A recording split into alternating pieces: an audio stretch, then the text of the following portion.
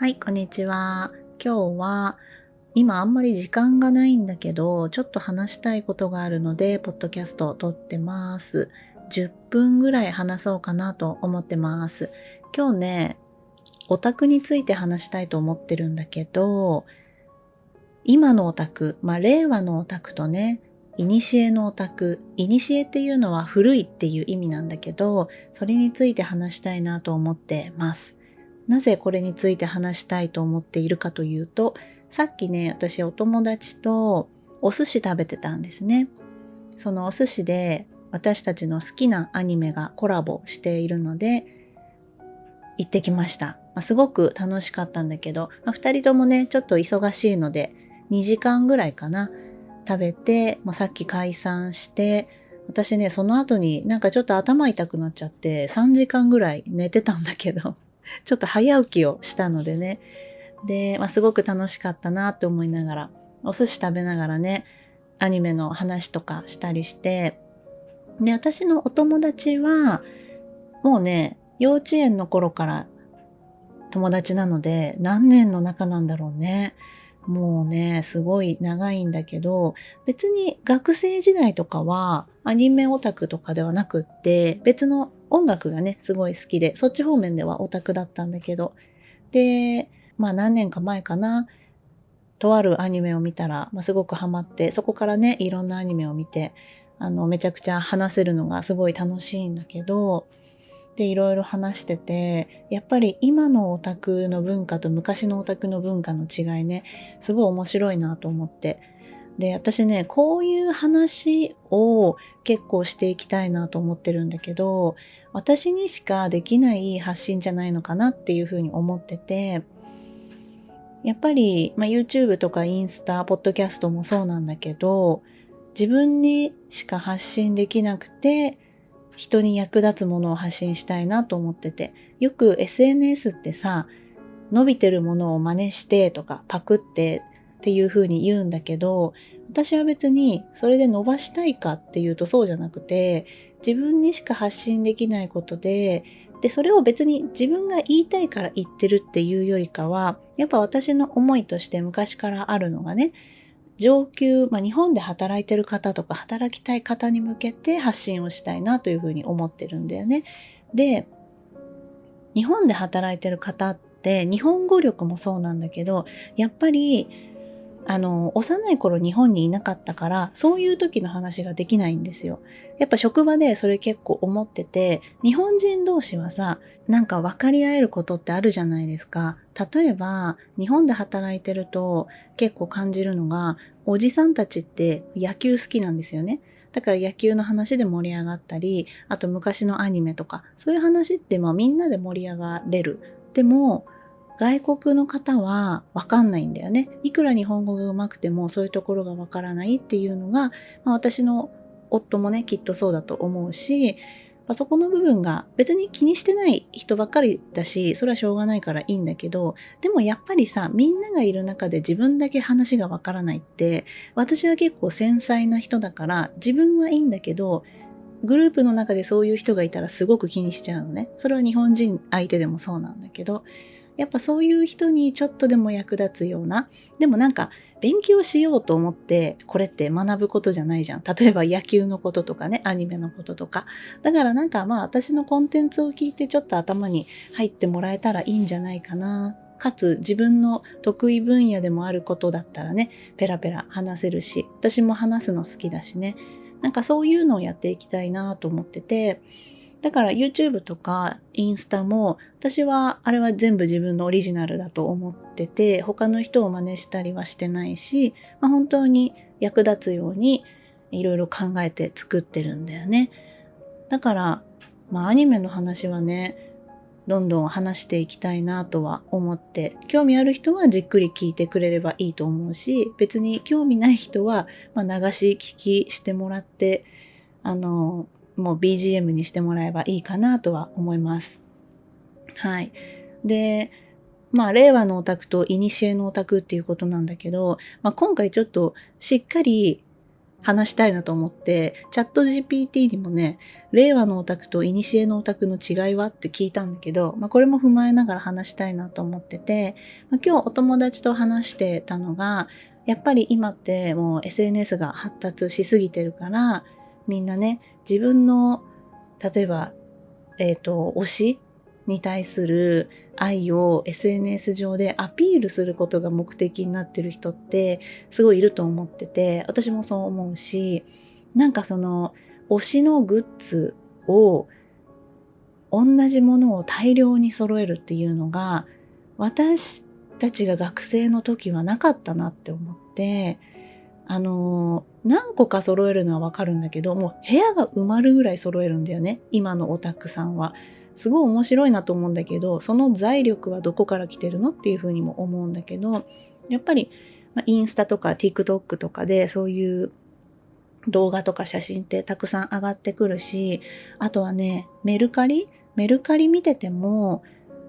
もうグッズがやっぱすごい高い値段で売られててもそれを買う人がいて、私この間たまたま見たのが、鬼滅の刃のグッズ、缶バッジ、同じ缶バッジ30個で7万とかだったかな。そういうのも売れてて、そういうのがたくさんあったんだよね。きっとやっぱり板場っていうのは一つのカバンにね、同じ缶バッジをね、わーって埋め尽くす。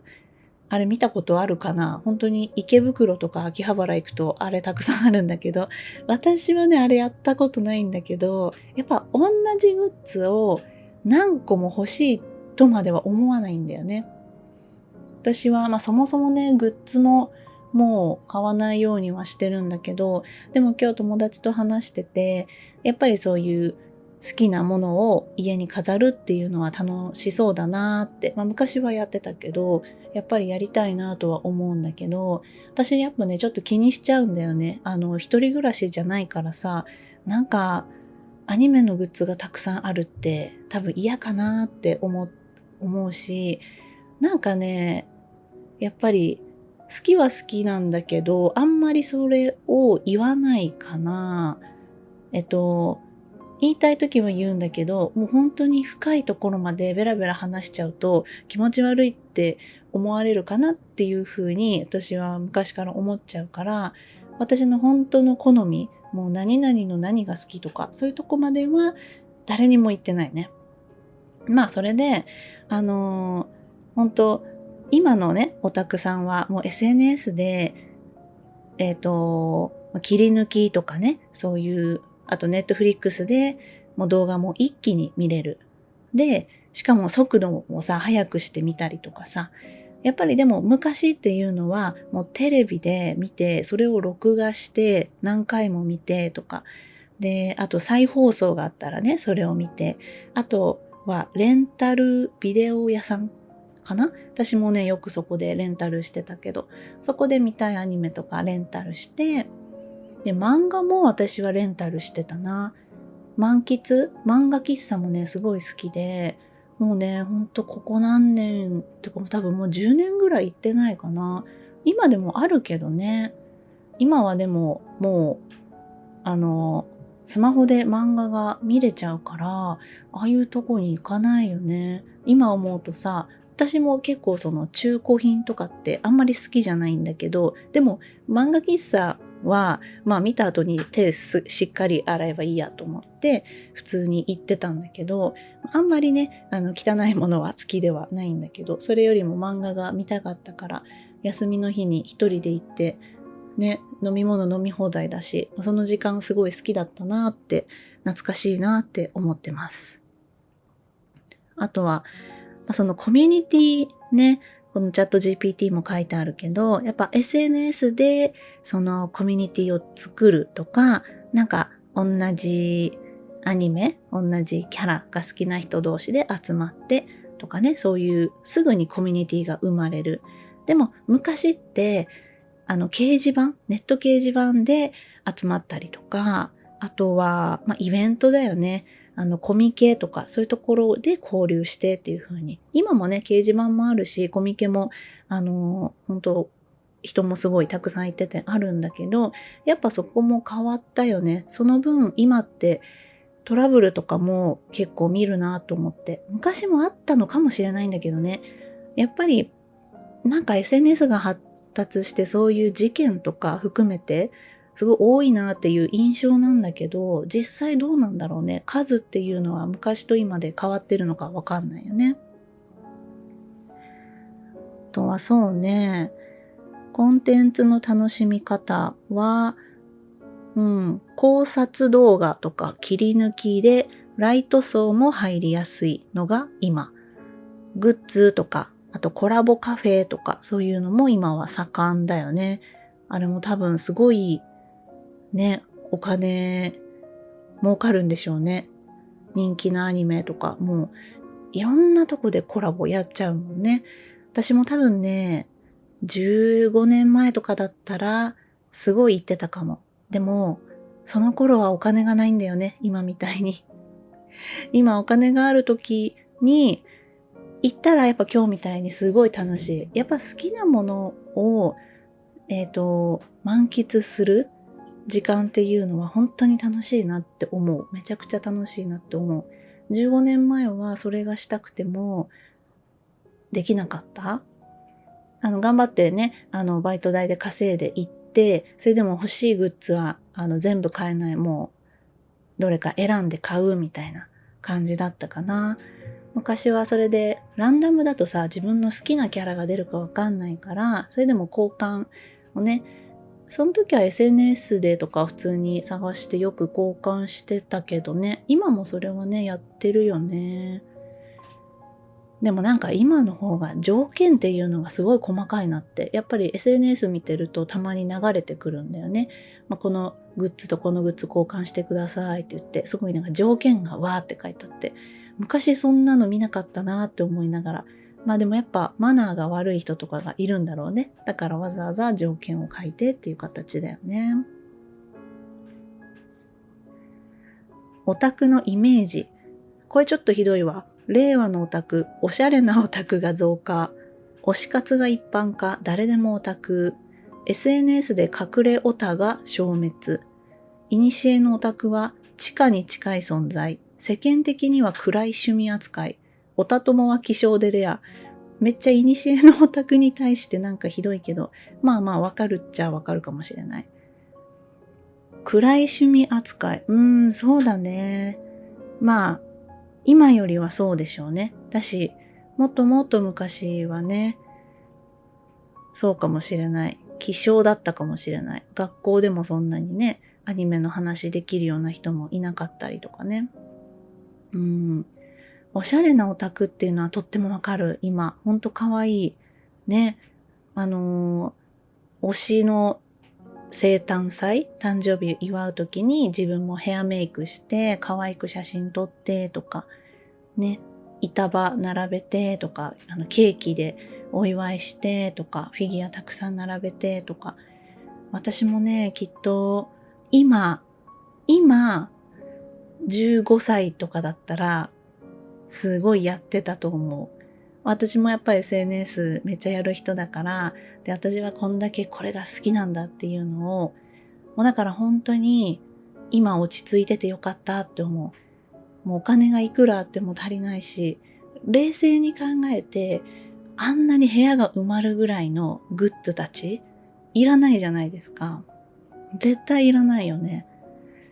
私も、古だった時は、壁とかにポスター貼ってたんだよね。なんか、実家のね、それ見て別に親とかも何も思ってなかったとは思うんだけど。妹もね、アニメ好きなんだけど、そんなになんかグッズをめちゃくちゃ買うとかじゃなかったな。今の方が妹は結構オタクかも。私よりね、グッズ持ってたりして。それでもそんな同じグッズ何個とかは持ってないけどね。私もそろそろ引っ越すんですよ。で、今は賃貸だからなんか貼ったりとか、あとは、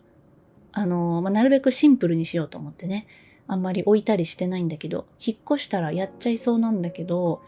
でもやっぱりね、ごちゃごちゃしてるのがあんまり好きじゃないなって思うから、ただね、引っ越し先にの周りに結構そういうグッズ売ってるようなとことか、なんか、ガチャガチャとかゲームセンターとかたくさんあるんだよね。もうね、そこを毎日通ると考えると、控えたいね。もうなるべく入らないっていうの心がけないとって思うんだけど、入っちゃうね、絶対。今日もさ、そのお友達とそういうところうろうろしてるだけで楽しいし、なんかグッズとかも買っちゃったけど、やっぱり友達と一緒に行ってその買うっていう行為が楽しいんだよね。だから一人でオタクをやってたらそんなにグッズって集めるかなって思うんだよね。やっぱ誰かと一緒にとか誰かに見せたいっていうのがあるからあんなにグッズを集めるんじゃないのかな。でも楽しければ OK だと思うんだけどね。やっぱりでも今日もね、友達と鬼滅の刃の話もしてたけど、みんな、ちっちゃい子たちも見ててさ、あれって結構見ててさ、痛いシーンがあるじゃないですか。なんか、あまりね、血が出るシーンとか、私は全然そういうのは平気だけど、子供の時だったら見れないなって思うんだけどね。なんかその子は子供には見せてない。そもそも別に子供が見たがってないかなって言ってたけど、でも見ないとさ、話についていけなかったりするのかな。それでもちっちゃい子だったら、ちっちゃすぎる子だったらなんか知らなくてもね、みんなとの遊びに適当に混ざって遊んでるっぽいんだけど、もうちょっと大人になるとね、大人っていうか小学校、中学校かになると話についていけないのが嫌だよね。私はあんまりそういうの気にしないタイプだったんだよな。昔から本当にマイペースだから、好きなものが好きで、周りで流行ってるものがあるからといってそれ見なかったね。でも今日友達と話してて、小さい頃からそういう好きなもの、アニメでもゲームでも、そういうのやっぱりやってると、で、大人になってから、昔のさ、流行ってたものが今もう一回流行り出してるから、私たちみたいな平成初期に流行ってたもの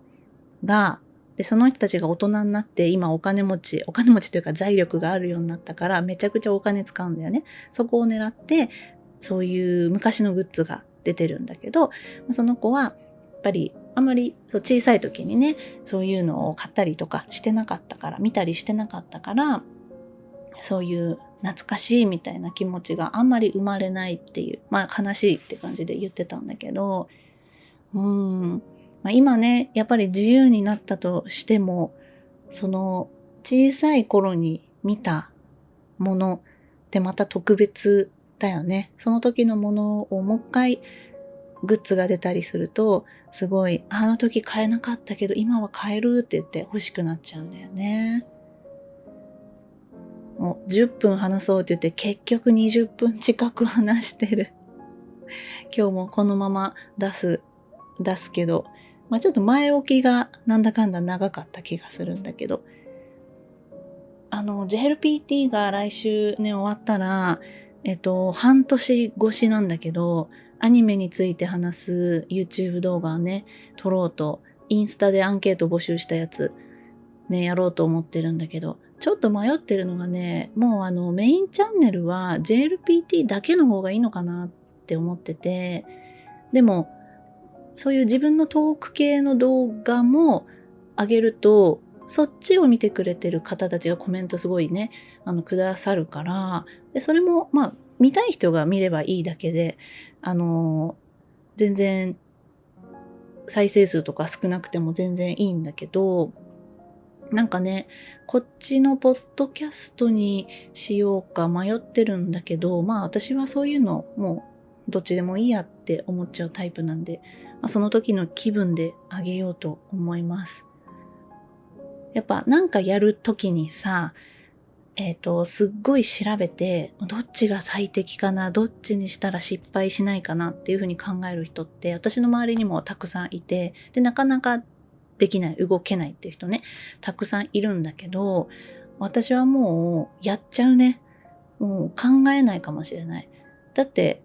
後から変えたりすればいいし、あまりに考えなさすぎて、それで成功してるのかはわからないんだけど、行動力はめちゃくちゃあるよね。はい、っていう感じで、20分ぐらい話したので、そう、今月末最後の平日なんで、やること山盛りなんですよね。でも、さっき昼寝から起きて、ちょっと頭痛くて、やばい、仕事しなきゃと思って、でも、楽しかったな。やっぱりオタクっていいな。ちょっとポッドキャストで話したいな。でもやることいっぱいだなって言って、ちょっとさっきやることをちょっと終わらせて、よし、10分話そうと思ったら20分話してました。やっぱオタクって怖いよね。しかも今日めちゃくちゃ早口だったかもしれない。はい。じゃあ今日はこれぐらいで終わりにします。最後まで聞いてくれてありがとうございました。バイバーイ。